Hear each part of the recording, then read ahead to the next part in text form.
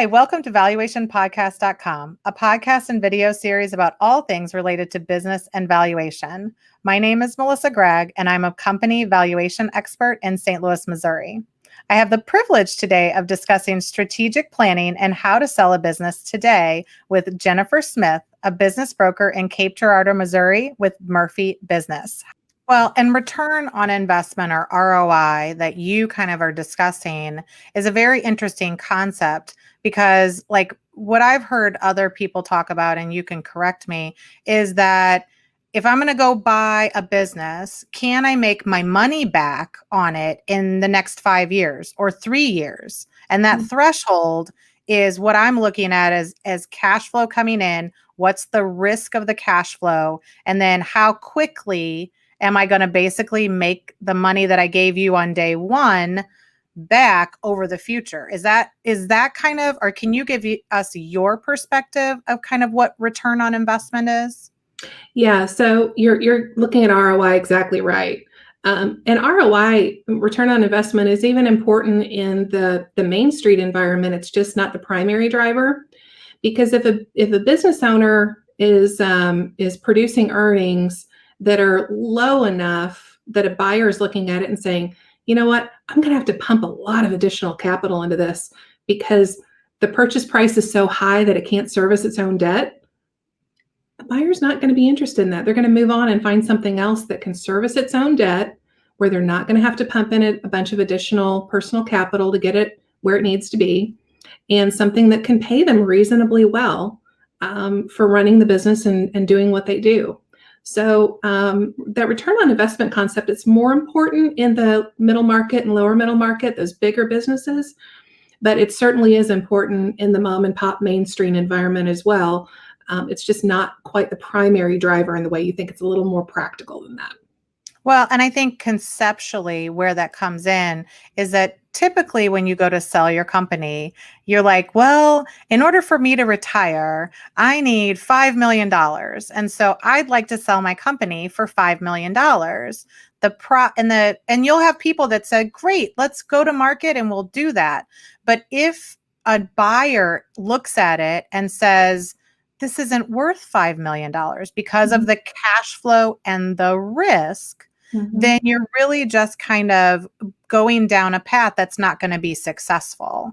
And that's probably why you can't just, as a seller, create the number that you want to sell at, because you might not have a buyer that is willing to pay that. So talk a little bit about maybe how you guys price some of those companies. Yeah, you're exactly right, Melissa. A buyer doesn't care what you need to retire. Your debt is your problem, right? The buyer doesn't care what kind of debt you have or what kind of price you need to get out of the debt.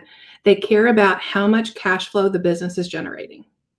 And they're willing to pay a multiple of that cash flow, right? They're willing to pay a reasonable price for that. But, they really don't, it sounds kind of cold, but they just don't care about your personal situation, right? The business is worth what the business is worth, and they're not going to pay you more just because you want it or need it or you need to be able to pay off the bank. So, you're absolutely right in your thinking on that. And sometimes this is why, it's interesting because in this space, everybody says you need to plan to sell your business like 3 to 5 years before you really want to sell. And a lot of people think that's just kind of marketing fluff. But the reality is what we want you to do is look at what an outside person, you do valuations and so do I. What would an outside person say this company is worth? And let's say it's $3 million. Well, you got 2 more years to increase your revenue, your profit, clean up your books, make it more efficient, market, do whatever, so that you can get to that $5 million number, but you can't just make it appear from nothing. And so that's one of the reasons why people say to get those valuations done sooner, mostly so you have some knowledge about what you could really sell for. Is that, there's a lot of reasons to plan ahead, but that's one of the main ones, right? That's exactly right.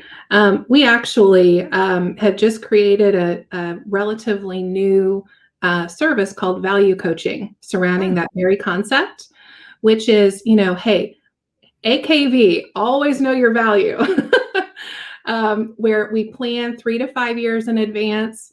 We do annual valuations. We do quarterly coaching to try and get that value up where it needs to be. We do monthly videos about things that we're seeing in everyday life with business owners to help them and coach them and guide them toward that magic number, whatever they want in that 3 to 5 years. Because too often they kind of come in blind. They come in blind and come in hot, and they're just not sure what the value is. And they're really disappointed and sometimes devastated to find out that it just isn't what they thought it was.